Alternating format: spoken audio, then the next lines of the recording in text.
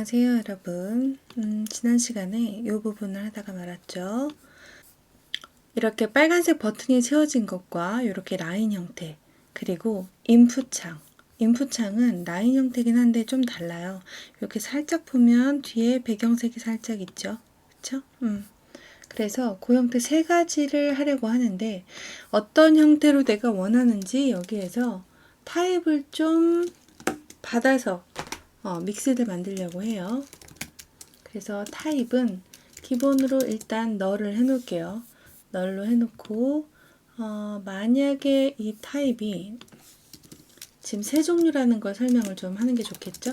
타입은 버튼과 인풋과 라인 세 가지가 있고, 그 다음에 지금 우리가 공통으로 지정한 것이 높이, 그 다음에 레디어스가 패딩이고요. 그쵸? 자, 그럼 여기에다가 이 부분을 넣어 볼게요. 만약에 타입에 버튼이 들어온다면 나는 빨간색 버튼으로 만들겠다는 거예요. 그래서 백그라운드 컬러는 프라이머리를 놓고요. 그 다음 일단 이렇게 놔볼게요. 그 다음에 else if 타입이라는 것이 인풋이라면 입력창이죠. 이메일 입력창. 백그라운드 컬러가 빨간색이 아니라 흰색의 0.1 정도 되도록, 그 다음 여기에는 보더가 들어가요. 라인으로. 자, 그 다음에 마지막으로 else if 타입이 그냥 라인형이다. 셀렉트 태그처럼 그랬을 경우에는 백그라운드 컬러를 넣지 않고 테두리만 넣겠다. 일단은 이렇게 심플하게 쓸 수 있어요. 그렇죠? 그래서 요 셀렉트 부분을 주성문 처리를 하고 include flex box인데 타입을 적어야 되죠. 타입은 셀렉트는 라인형을 쓰고 싶어요. 근데 이게 첫 번째 매개 변수잖아요. 그러면 이렇게 적지 않아도 돼요.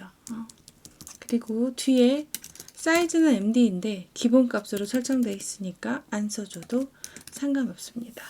자, 그 다음에 이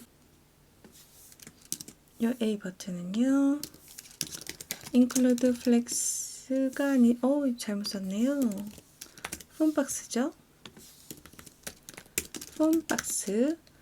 A 태그는 버튼형이죠. 빨간색 버튼형을 넣을 거고, 기본으로 사이즈가 MD이기 때문에 얘도 그냥 놔둘게요.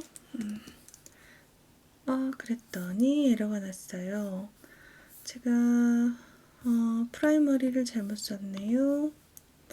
프라이머리. 아까랑 차이가 없죠? 잘 적용이 된 거예요. 그쵸?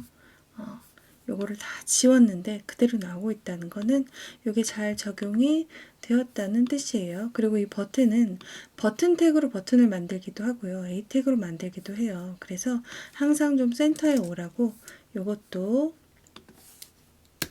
여기에다 그냥 넣어줄게요. 다른 A 태그에도 필요할 수 있으니까. 그리고 나서 반복되는 코드를 지우면 이렇게 심플하게 나옵니다. 그럼 너무 관리하기 나중에 편하겠죠. 그쵸? 빨간 박스인 경우 뭐 여기서 색을 바꾸거나 높이를 바꾸거나 하실 수 있고요. 만약에 버튼의 타입이 라인형이 있고 뭐 도트형이 있다. 그럼 더 추가하시면 되는 거예요. 확장시키시면 되는 거고. 자, 그런데 여기에서 이 버튼에 마우스를 올렸을 때에는 이렇게 살짝 진해지고 싶어요. 이렇게 살짝. 그럼 이거는 호버 효과죠. 버튼일 때. 그럼 버튼에 마우스를 올리면 백그라운드 컬러를, 물론 이렇게 하셔도 돼요. 프라이머리 컬러가 있고, 이 프라이머리 컬러에서 조금 진한 색, 요거를 골라서 직접 써 주실 수도 있어요. 그렇게 하셔도 상관없어요. 근데 저는 다른 걸 좀 써볼게요. 이거는 사스에 컬러 모듈이 있는데요. 그걸로 써도 되지만 기본 사스에서 사용할 수 있는 스케일 컬러라는 함수를 써서 프라이머리 컬러를 다크니스는 이 스케일 컬러에는 없어서요. 라이트니스 값을 밝기를 20% 감소시켜라. 그러면 색조가 조금 더 어두워져요. 그래서 이 색이 무슨 색이든지 간에 그 색에서 이렇게 조금 어두운 색이 돼요. 보이시죠? 비슷하죠, 얼추? 그래서 이런 식으로 처리하는 방법이 있고요. 그러면 일단은 된 것 같은데 이 인풋도 미리 설정을 좀 해놔 볼게요. 인풋은 여기에 사용할 건데요. 여기에 마우스를 포커스했을 때 지금 이렇게 흰색으로 테두리가 나타나고 있잖아요. 내가 그걸 하고 싶다. 그럼 여기에다가 얘는 포커스가 되었을 때 보더를 화이트로 아까처럼 하셔도 되고요. 저는 프라이머리 컬러 레드를 살짝만 넣을게요. 자, 그래서 인풋은 아직 우리가 작성하진 않았지만 미리 만들어 놓은 거예요. 그러면 지금 폼에 관련된 거는 CSS를 사스로 지금 모듈화 다 시켜놨기 때문에 여기에서는 그걸 골라서 사용만 하면 돼요.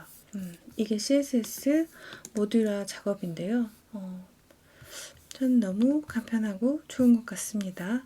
자, 그러면 이제 우리가 만들어 놓은 것들을 한번 써볼 텐데 이 헤더 부분은 지금 일단 됐고요.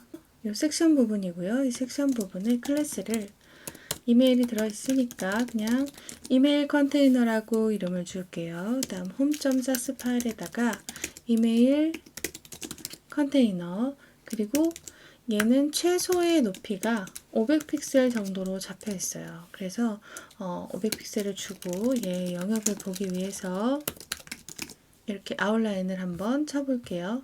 요 노란색 영역이 요 이메일 섹션 영역이 되는 거예요. 그리고 나서 지금 이 이메일 안에 H2가 있고 P가 있는데요. 섹션의 이 부분은 제목에 해당하잖아요. 그래서 H2만 있을 때는 좀 모를까 같이 있으니까 헤더로 좀 묶어줄게요. 이런 식으로 묶어주시고 그러면 이 섹션에는 크게 나누면 헤더와 폼 두 개밖에 없는 거예요. 그쵸? 그럼 얘를 세로로 좀 간격이랑 조절을 해주시려면 플렉스를 좀 이용을 할게요. include flex를 할 건데 중앙에 할 거고 그러면 이렇게 좌우로 해서 중앙에 와요. 그쵸? 기본 플렉스 방향이 로우니까. 근데 그 방향을 우리가 아까 바꿀 수 있도록 여기서 D라는 옵션을 넣어서 플렉스 디렉션을 바꿀 수 있도록 해놨어요.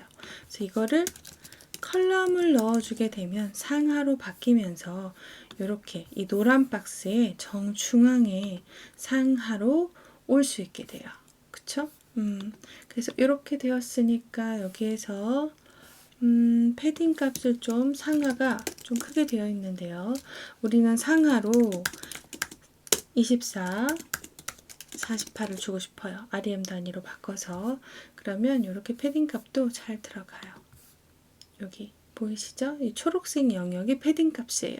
이 패딩 값은 지금 넣으나 안 넣으나 똑같은데요 라고 하실 수 있겠지만 모바일 브라우저에 갔을 때 이렇게 이 끝에 붙지 않는 역할을 해줘서 편해요. 위드 값을 주고 좌우 마진을 줄 수도 있지만 패딩 값을 이용하는 것이 좀 많이 사용되는 것 같아요. 자, 그런 다음에 이 밑에 헤더에는 H2가 있고요. P가 있어요. 그쵸?